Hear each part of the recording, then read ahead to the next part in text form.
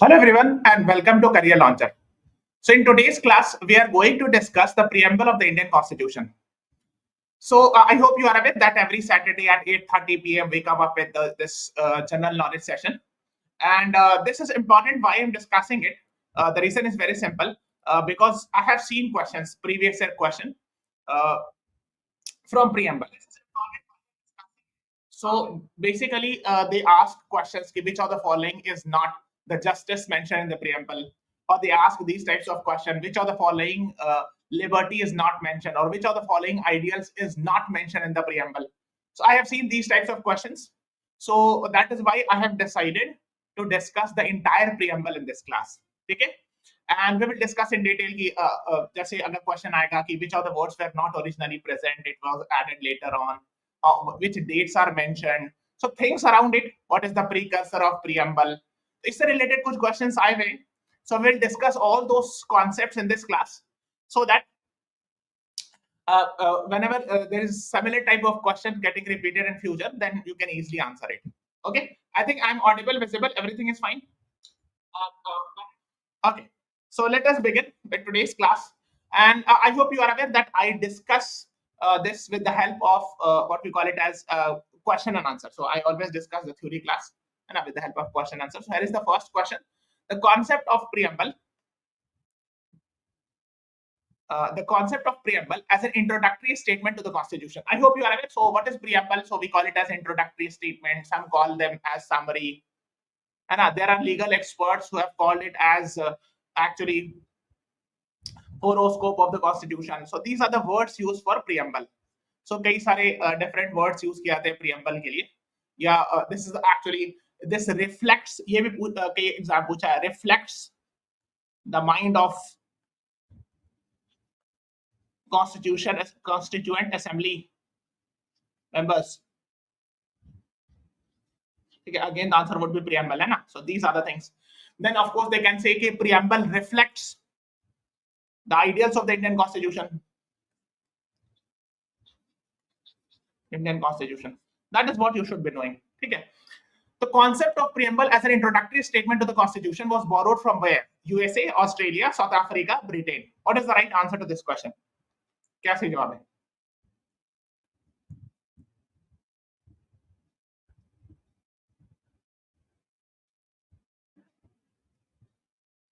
So basically, I hope you are aware that we have taught a lot of times and we have discussed it that Indian Constitution is actually not everything we have actually written from ourselves. We have borrowed things from different places, right? Yes. So the concept of preamble has been borrowed from where? So the answer is USA. Yes, Mr. Avid Watcher, you're right. A is the right answer. We have borrowed it from America, USA, and that is why in America also you will find preamble. So let me show. So this is actually the US preamble, and this one is Indian preamble. Okay. Okay. So अब US preamble को अगर पढ़ोगे, if you read it, इसमें वही लिखा we the people of USA लिखा ना, ये थोड़ा सा मिट रहा हुआ, but this is you have to read it carefully. थोड़ा सा reading issue होगा, but you can understand it. We the people of USA, है ना? If you read our preamble, it says we the people of India, है ना? So we write it having solemnly resolved to constitute India into sovereign, social, secular, democratic republic, justice, liberty, equality, fraternity. ठीक है? इसमें जो word mention है ना, tranquility, justice, थोड़ा सा different है, but if you see it, the beginning is also similar, है ना? So basically, we have borrowed it from America. That is what we should be knowing. Okay, one additional question. We are talking since we are talking about America. I have one question. The U.S. Declaration of Independence. Who was the primary author of that? And in which day? So can anyone tell me that a U.S. Declaration of Independence happened when? What is the exact date? If you tell me, I'll be very happy to know. अगर आप बता दोगे कि US Declaration of Independence कब हुआ था, I'll be very happy to know. So basically, it happened on 4th July, 1776, and that is why 4th July is celebrated as US Independence Day. And like we celebrate 15th August, something similar to that they celebrate on 4th July. Okay. So जो US Declaration of Independence sign हुआ था 4th July 1776 को, so that was actually written by Thomas Jefferson. B is the right answer. Just have an idea because I have seen some exam asking this question. Okay. इस तरह question मैंने देखा है, अगर आप देखोगे 4 जुलाई 1776 को US declaration of independence was signed. ये है डिक्लेरेशन ऑफ इंडिपेंडेंस। ठीक है, आपको पूरा नहीं जाना है, just have an idea about it. ठीक है, okay, let's move on to the next question, है ना। आप देख सकते हो US declaration of independence 4 July 1776, है ना, in Philadelphia and all. And actually, I hope you are aware that Britain had made 13 colonies on the eastern coast of America, and they got independence from here. That is why, just for an additional information, there are 13 stripes here in the American flag. Yes, US Britain के अंदर में था, ठीक है mister rabbit watcher. तो इनकी 13 colonies थी यहाँ पर ब्रिटेन की, जैसे इंडिया भी अंदर था ना। So something similar to that, there were 13 colonies and they became independent from Britain. तो क्या लिखा हुआ अभी, तो announce and explain separation from Great Britain लिखा ना। ओके, सो एंड ईस्ट में 13 कॉलोनीज होती थी, जैसे आप मैं दिखाता हूँ, जैसे न्यू हैम्पशायर है, मैसाचुसेट्स है, न्यूयॉर्क है, ठीक है ना, फिलाडेल्फिया है, ठीक है, वर्जीनिया है, North Carolina, South Carolina, Georgia. So these were the 13 colonies initially जो कि अंडर ब्रिटेन थे, तो इसीलिए that is why they are having 13 stripes. Count करो 13 है। And these 50 stars actually represent what? The 50 states of America currently. So currently they're having 50 states total. That is what it reflects. ये तो मैंने एक additional information they the just for understanding. The next is, which of the following is considered as the precursor of preamble in India?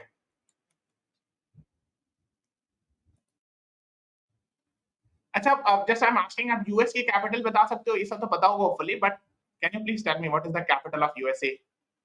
And where is the UN headquartered? Just for additional information. आप बता सकते हो ये दोनों का answer? Can you please tell me?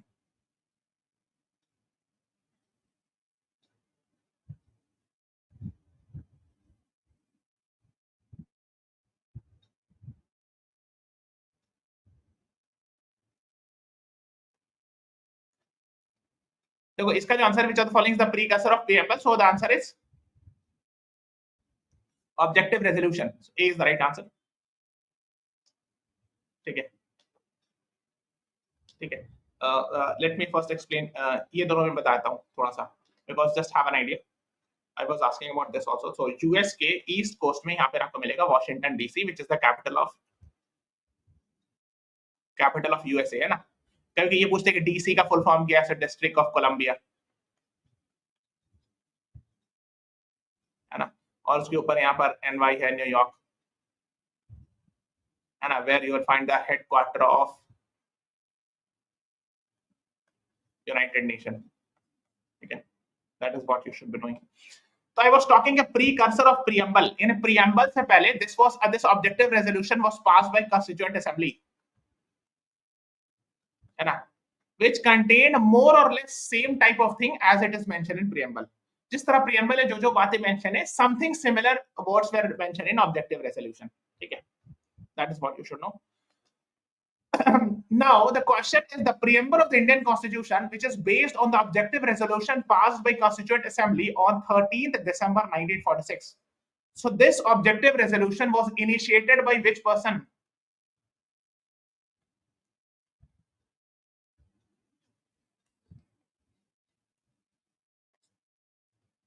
Sardar Patel, JL Nehru, Mahatma Gandhi, Bhimrao Ambedkar. What is the right answer to this question?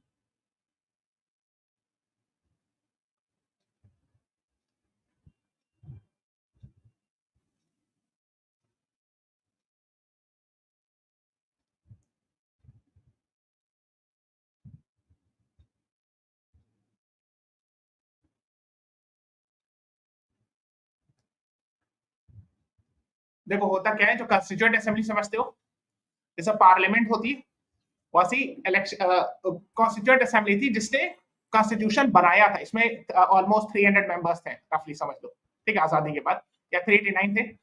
So after independence there were 299 members. ये लोग मिलकर के कॉन्स्टिट्यूशन बनाए थे, ठीक है। तो 30 दिसंबर 1946 को भी आजादी मिली नहीं थी, but they were making constitution. तो इसमें से कौन से लीडर ने ऑब्जेक्टिव रेजोल्यूशन को इनिशिएट किया था, मतलब बिल एक तरह से पेश किया था पार्लियामेंट में और कॉन्स्टिट्यूएंट असेंबली में, कि ये प्रपोजल रखा था? So the answer is actually Jawaharlal Nehru, ठीक है। सो आप देखोगे objective resolution was proposed by Jawaharlal Nehru है ना। एंड उसमें क्या क्या ऑब्जेक्टिव रेजोल्यूशन में था कि India is a sovereign independent Republic बनेगा, ठीक है। इंडिया है ना, देन विल बी, देखो जैसे कि equality of position, opportunity, equality before law, basic freedom should be there, protection of rights of minorities, backward, tribals, poors, disadvantage. So these are the things. तो ये क्या यही रहा है कि आपको एक आइडियल बता रहा है कि how should India be like, ideals, है ना। So that was mention in objective resolution. ये बाद में प्रीएम्बल बन जाता है, उसको चेंज करके, यही सब टर्म्स था बट थोड़ा सा स्लाइटली चेंज करके actually preamble is made. So objective resolution was initiated by Jawaharlal Nehru in Constituent Assembly on 13 December 1946. तो उन्होंने इनिशिएट किया था, ठीक है। फिर उसको पास कर दिया गया था, है ना, 22 जनवरी को अडॉप्ट कर लिया गया था फाइनली, एक दो महीना बाद, है ना। This was adopted by the constituent assembly by passing, by voting, voting होती थी ना, वोटिंग से एक्सेप्ट कर लिया गया था। Okay, now let us talk about the new preamble. Now अब हमारे पास प्रीएम्बल है, ठीक है। तो मैंने आपको दिखाया भी था कि प्रीएम्बल ऐसा कुछ दिखता है, ये वाला जो राइट वाला, this is our preamble on the right side, what you can see, ठीक है। तो प्रीएम्बल जो है उसमें originally there were words, 3 less words, तो 3 की वर्ड है, some words were actually added later on, that was not present originally. Originally मतलब जब कॉन्स्टिट्यूशन बन के तैयार हुआ था, ठीक है, 19 जब it was made originally, these words were not present but 3 words were added later on. तो कौन सा 3 वर्ड था, which are the 3 words which were added later on and which was not originally present in the preamble? कोई बता सकता है? Can anyone tell me?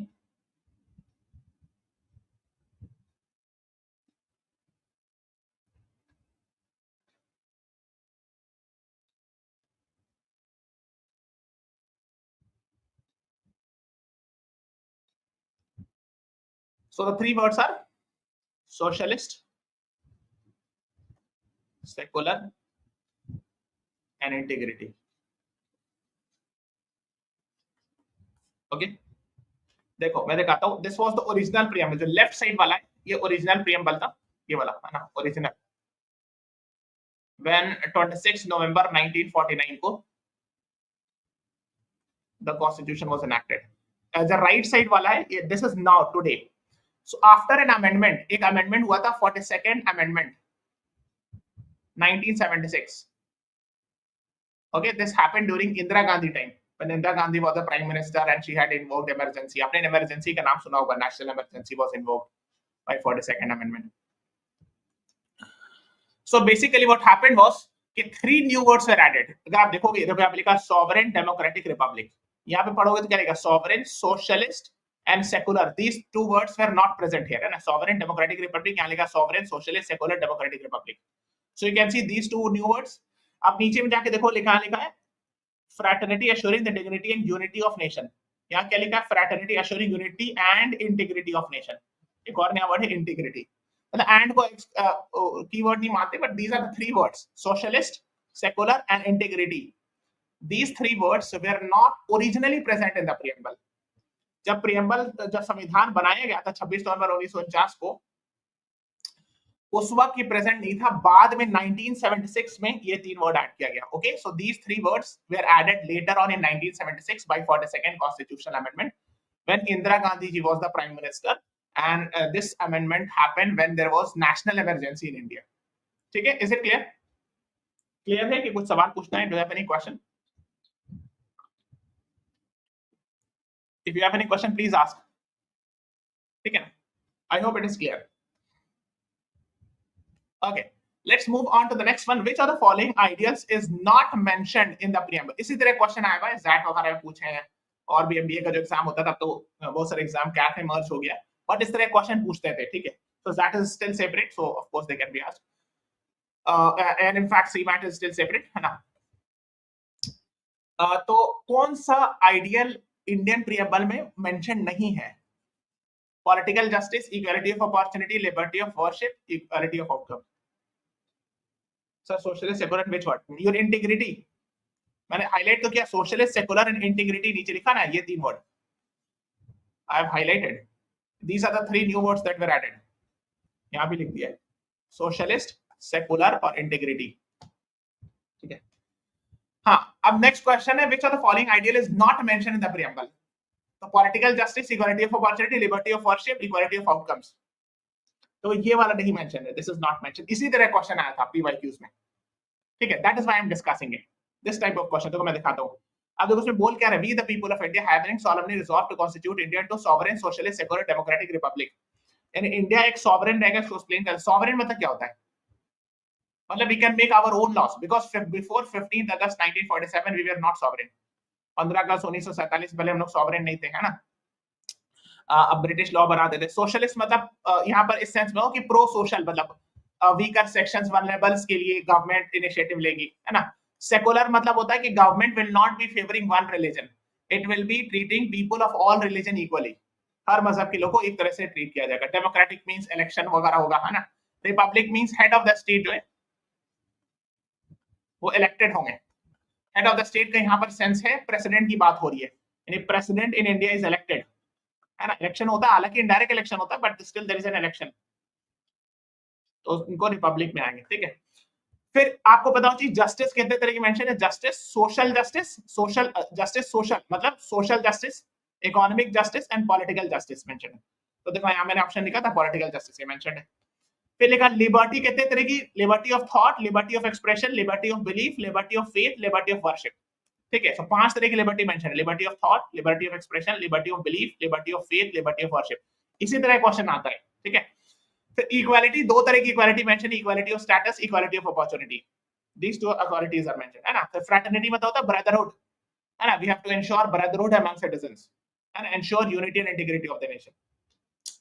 तो equality, अब मैंने बताया इक्वालिटी ऑफ अपॉर्चुनिटी मेंशन है, यस। देखो 2 तरह की equality of status and equality of opportunity mention है यहाँ पे, है ना। तो ये भी मेंशन है। लिबर्टी, लिबर्टी 5 तरह की लिबर्टी मेंशन है ना, आपको दिखाया भी, liberty of thought, expression, belief, faith and worship. तो लिबर्टी ऑफ वर्शिप मेंशन है। इक्वालिटी ऑफ आउटकम नहीं मेंशन है ना। आपने देखा होगा इक्वालिटी 2 तरह की mention, there 2 types of equality, status and opportunity mention. तो ये सब याद होना चाहिए, ठीक है, जस्ट हैव एन आइडिया। ये चीज याद होना चाहिए बिकॉज़ यहां से क्वेश्चंस मैंने देखा है, यहां से कौन सा आइडियल्स मेंशन है, कौन सा जस्टिस मेंशन है, which equality is mention, which fraternity is mention, ठीक है। The next is the ideals of liberty, equality and fraternity has been taken from where. जो प्रीएम्बल में यहां पर लिखा है लिबर्टी, इक्वालिटी, फ्रेटर्निटी, है ना, 5 तरह का लिबर्टी, 2 तरह का इक्वालिटी, है ना, फिर फ्रेटर्निटी, ये टर्म कहां से लिया गया है, from where we have taken this, can you tell me.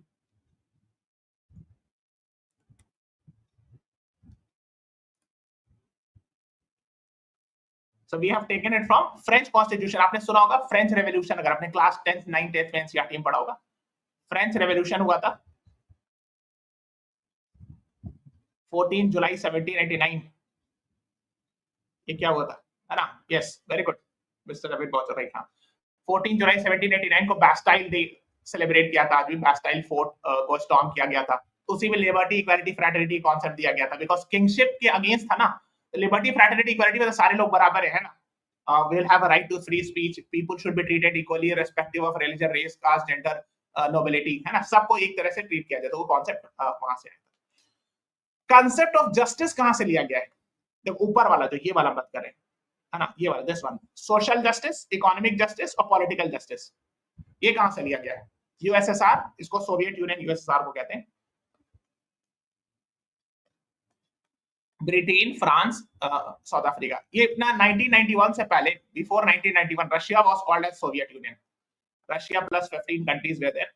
They were called as Soviet Union. After 1991, these 15 countries have become independent.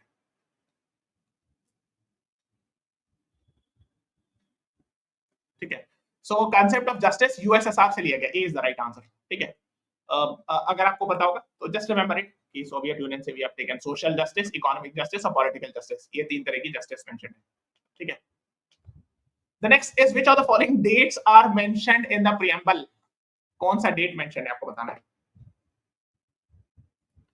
26 January 1950, 26 November 1949, 15 August 1947, 14 September 1949।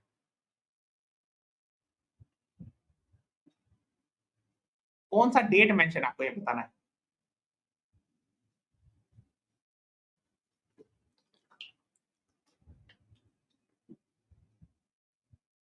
So the answer is, मैंने बहुत पहले बताया भी था, 26 November 1949।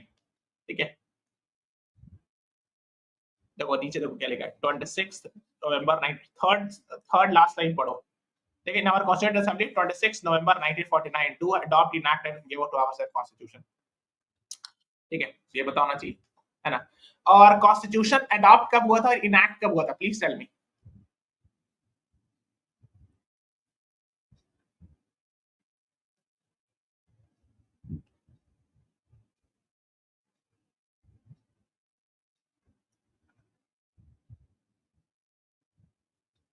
Again the answer is B. देखो यहाँ पे अभी मैंने बताया, just I have told you, है ना, on 26 November 1949 hereby adopt, enact and give to ourselves the constitution.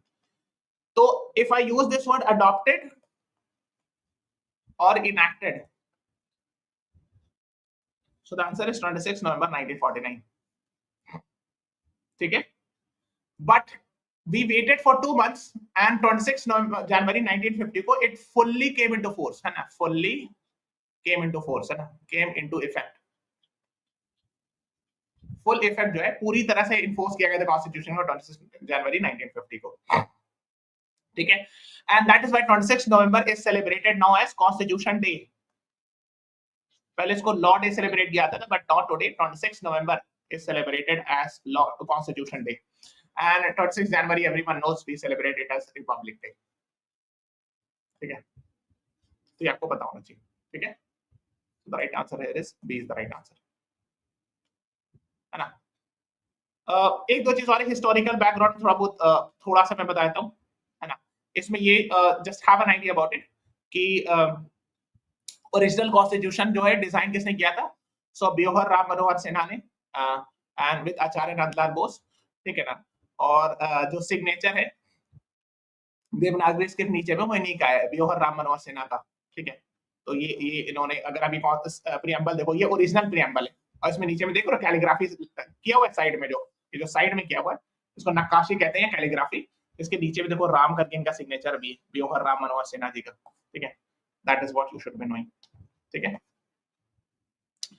और कैलीग्राफी जो किया हुआ है और प्रेम बिहारी नारायण प्राइज ज्यादा का किया हुआ है, जो साइड में इस कैलीग्राफी होगा। ठीक है, okay, just have an idea about it. Now एक क्वेश्चन, ये क्या प्रीएम्बल कॉन्स्टिट्यूशन का पार्ट है, यस और नो? यस और नो? मतलब प्रीएम्बल को क्या कहते हैं? होरोस्कोप कहते हैं, समरी कहते हैं, कुछ लोग कहते हैं डिफरेंट थिंग्स, आईना कहते हैं, कुछ लोग कहते हैं it's a mirror of the constitution, these reflects the minds of the constitution makers. तो क्या प्रीएम्बल जो है कॉन्स्टिट्यूशन का पार्ट है कि नहीं, यस और नो? Yes, very good. हाँ, सो बेसिकली इसमें काफी सारे कन्फ्लिक्टिंग जजमेंट्स हैं। मतलब शुरू में ये सुप्रीम कोर्ट, जैसे सुप्रीम कोर्ट ने बहुत सारा केस चला था कि whether this actually is a part of this preamble, is a part of the Indian constitution or not. तो पहले बेरूबारी यूनियन केस था, बहुत फेमस केस था, उसमें सुप्रीम कोर्ट ने कहा 1960 में कि preamble is not a part of basic structure, is not a part of constitution, constitution का पार्ट ही नहीं है। लेकिन बाद में लेटर ऑन सुप्रीम कोर्ट ने लेटर ऑन इस जजमेंट में, केशवानंदा भारती केस बहुत फेमस जजमेंट है 1973, इसमें ये कहा कि नहीं, preamble is a part of the constitution. So now this is the standard that preamble is a part of the constitution. ठीक है, ये आपको याद रखना है। ठीक है, इससे ज्यादा डिटेल नहीं जाना है कि बस आपको ये पूछना चाहिए if is preamble part of the constitution, say yes because this is the final judgment of Supreme Court. ठीक है, अब पूछा जाएगा कि can preamble be amended, क्या प्रीएम्बल को अमेंड किया सकता है? बिकॉज एक बार तो ऑलरेडी अमेंड किया गया 42nd अमेंडमेंट 1976, क्या उसके बाद सुप्रीम कोर्ट ने कुछ मना किया है या अलाउ किया है, यस और no? Can we change something in the preamble?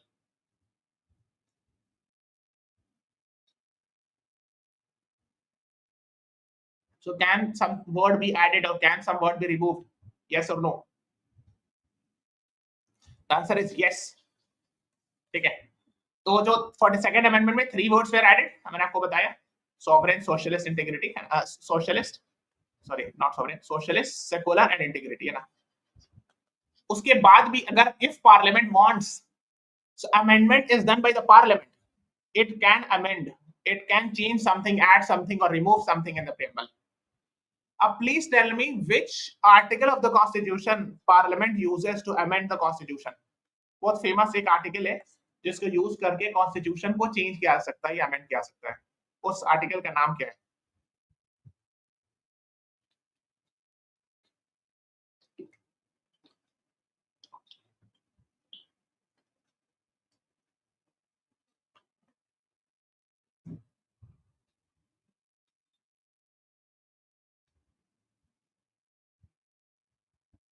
Article 368, this is what you should be knowing. ठीक है, तो ये बहुत फेमस आर्टिकल है। ये कई बार पूछते हैं कि कौन सा which article of the constitution is used to amend the constitution.